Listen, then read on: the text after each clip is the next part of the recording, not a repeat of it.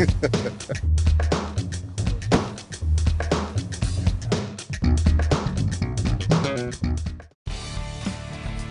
find that around the Ariston, they got some old deserted things around 66, like Vic Shillings and the Belvedere Hotel.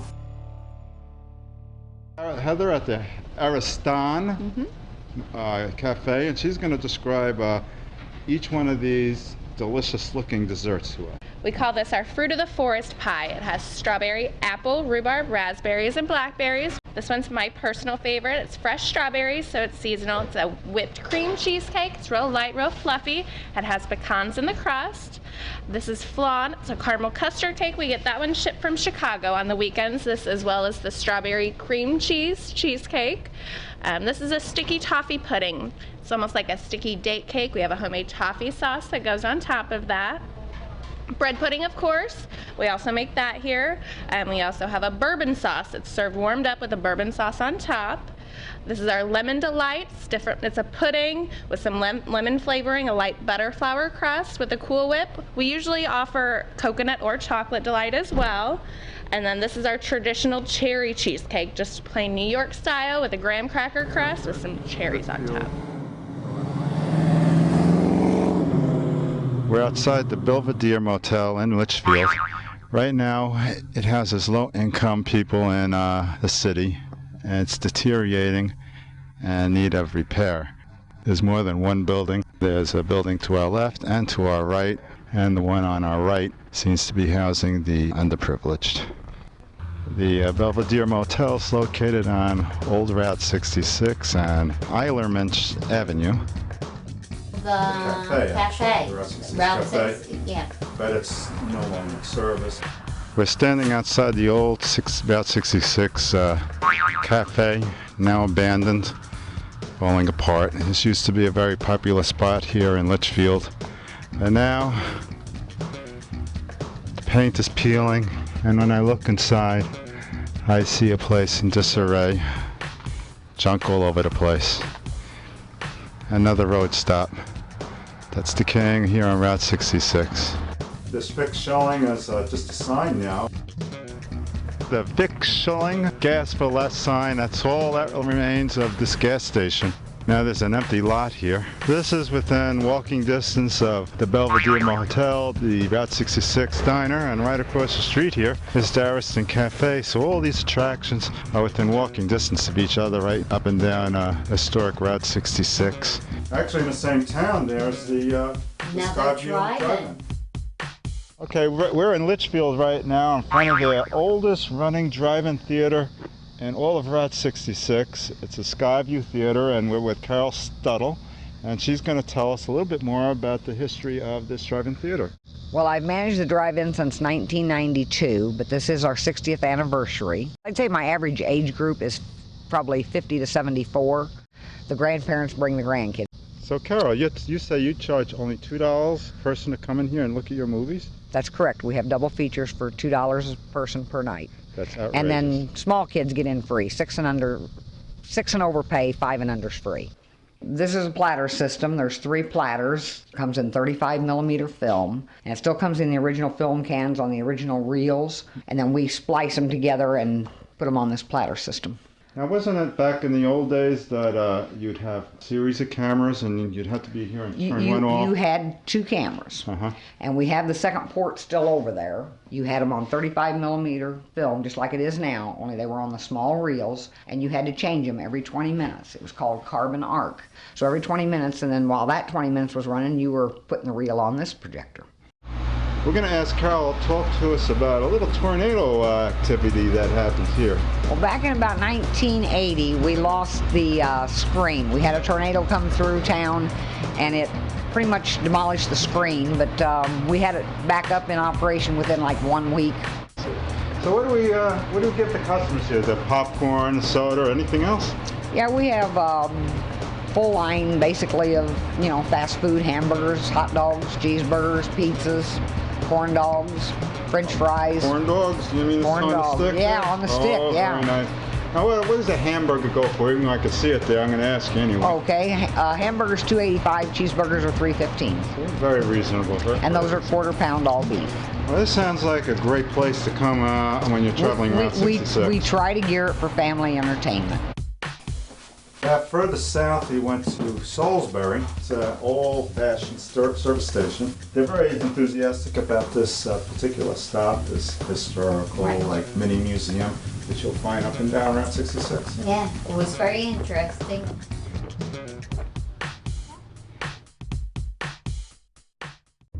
Michael is the one who owned the Salisbury, or actually managed it. That's right. And he gave us the tour.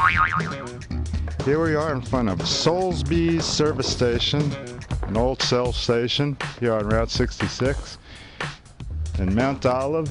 As you see from the sign, it's been here since 1926 when they built the road. And we got some old antique pumps from the day.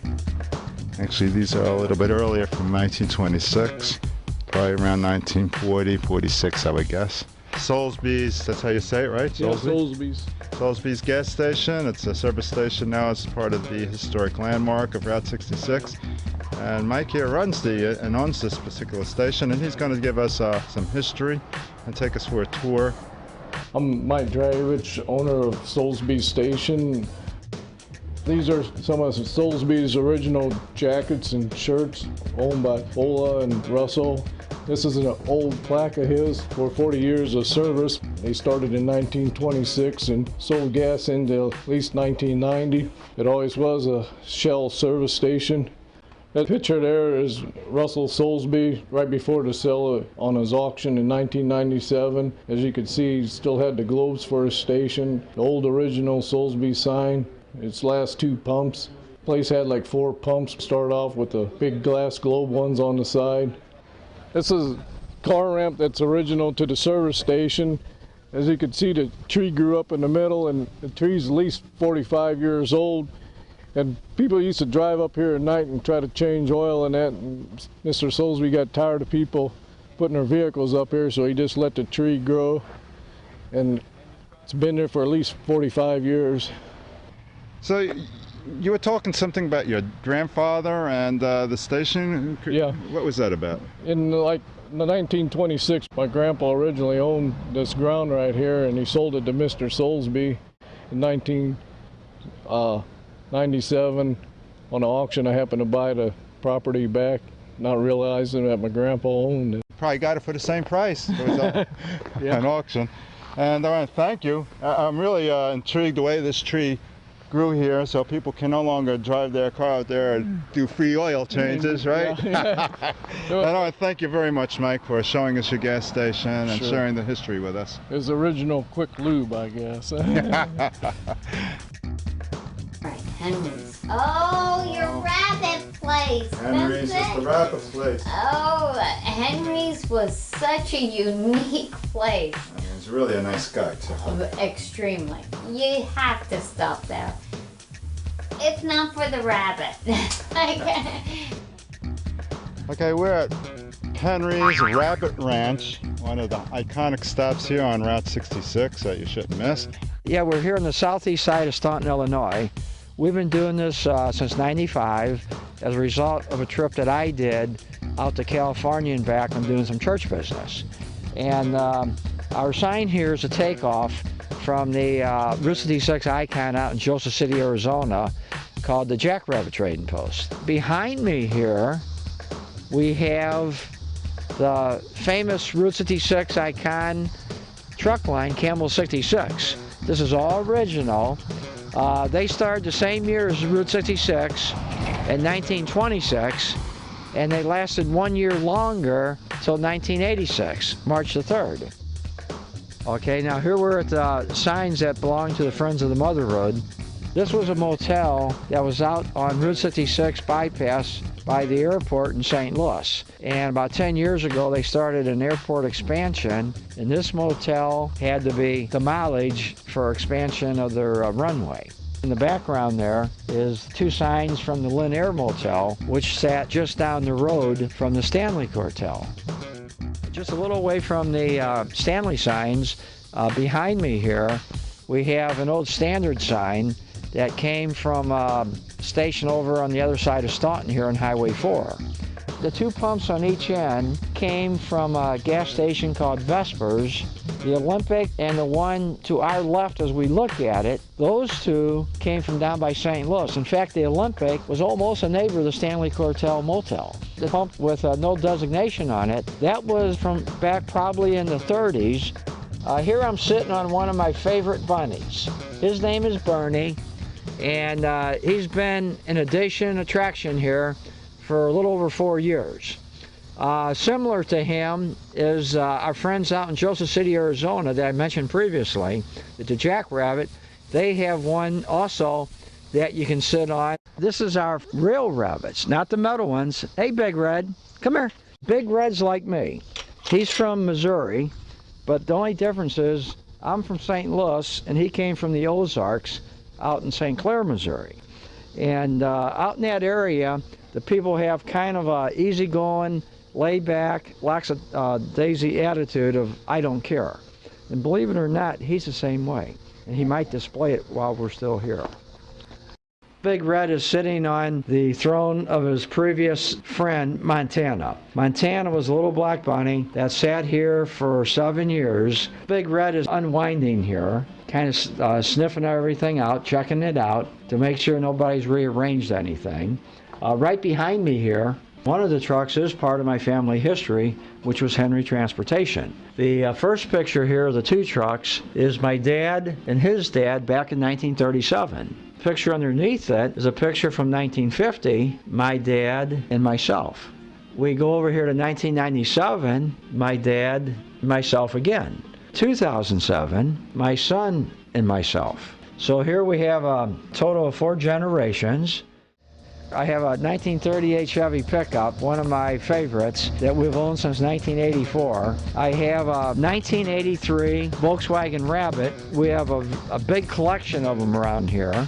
Ones that we've used as our takeoff from the Cadillac Ranch.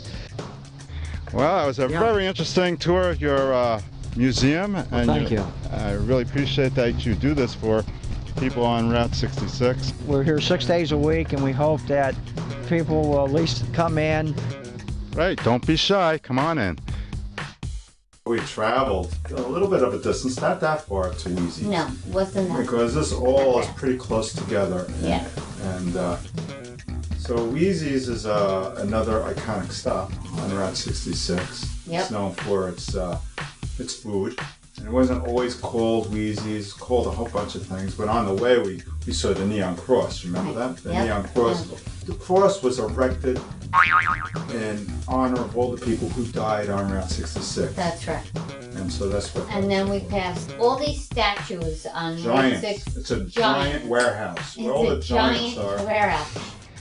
We're standing outside of Weezies. We're speaking with Karen and Coleman. They're the owners of this establishment. From what we know, it was built around 1937.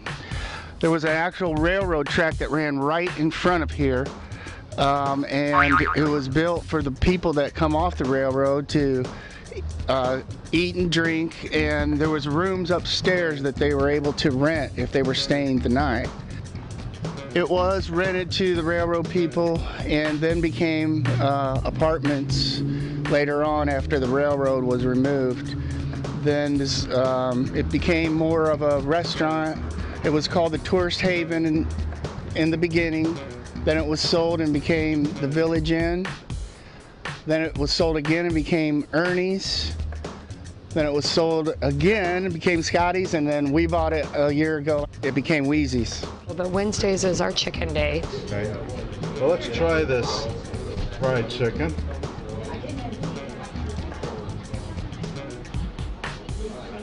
This is what I call good fried chicken. Now, of course, there's more than just fried chicken here. She has this homemade coleslaw. Yes, it's a vinegar and oil coleslaw with fresh cranberries. It's a big hit here at Weezies. And finally, this is the, how did you make this again? These are just seasoned green beans with onions and ham and bacon.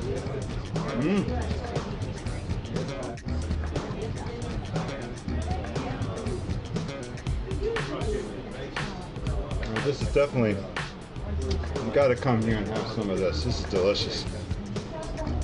Okay, as you can see, I'm not the only person who like food here at Weezies.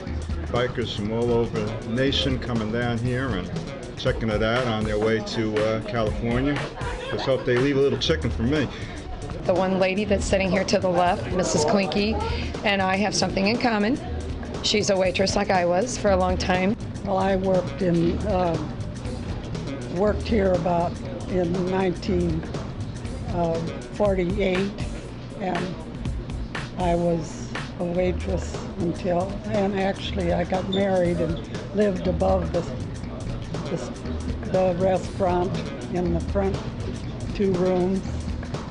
From there, we went to the Mounds. This is a place, the oldest known town in America is these Mounds. Believe it or not, it's right on Route 66. Yeah. But before we went there, we passed by the biggest ketchup bottle. And you never know. Because that's how it is in Route 66. Yeah, you find the weirdest things. The biggest ketchup bottle. See that ketchup bottle up there? The biggest ketchup bottle in the whole world. People from all around the world come here to see that ketchup bottle, here for your viewing pleasure, out in Collinsville, Illinois. The Cahokia Mound. Oh, it's Indian. And the mound, there used to be towns and buildings on it, but now they're just big mounds of land.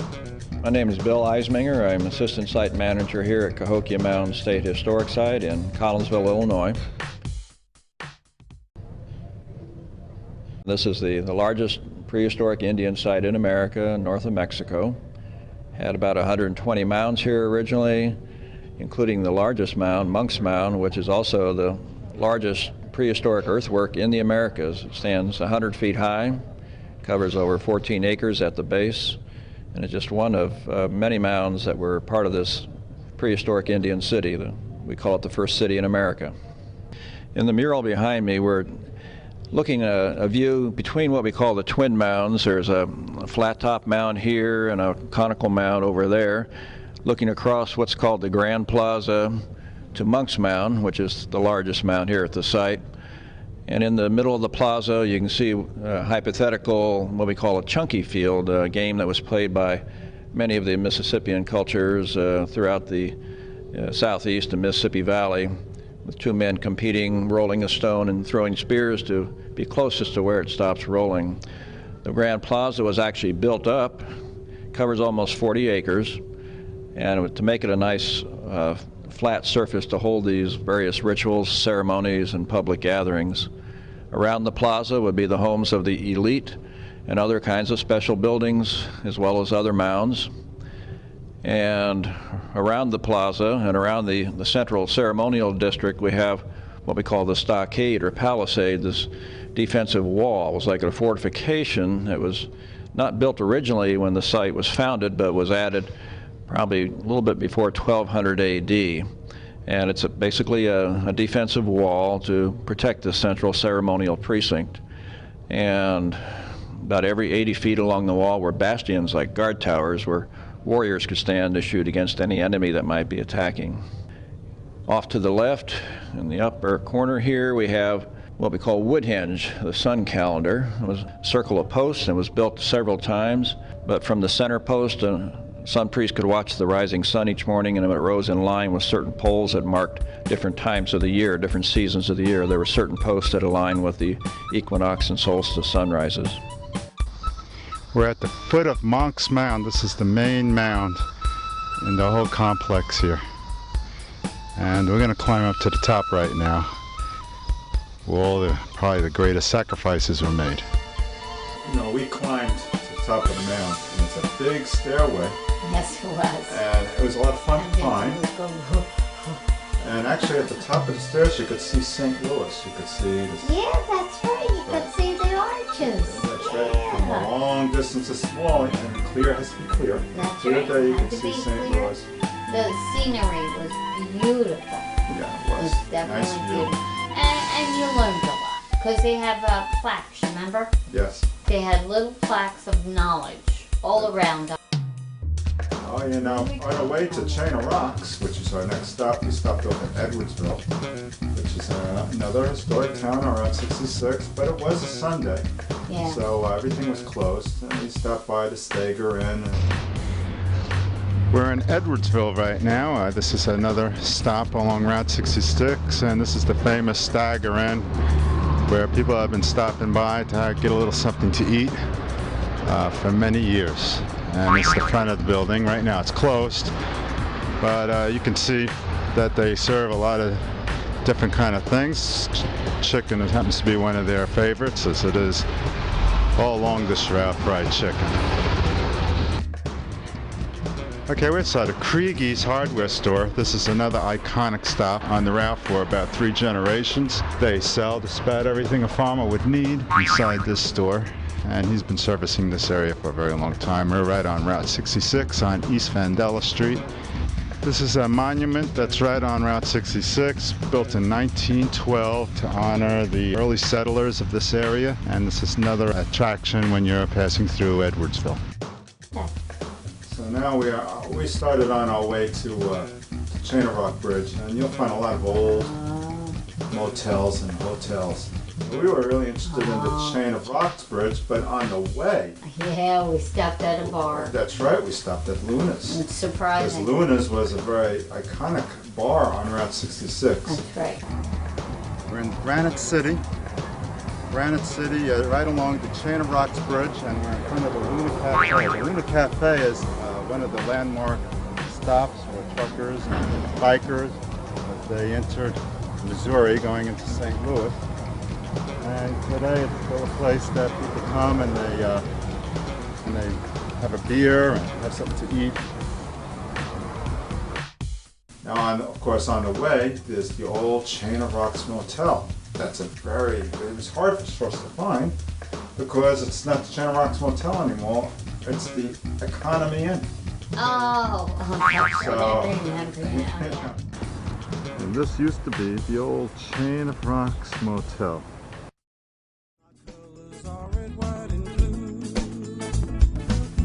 Well, Holly, what's coming up in the next episode? Well, we got across a Chain of Rocks in Madison. That's right, and we had Frozen Fun in St. Louis. Then we got Pie-Eyed in St. Clair. And then after that, we got Stoned in St. Clair.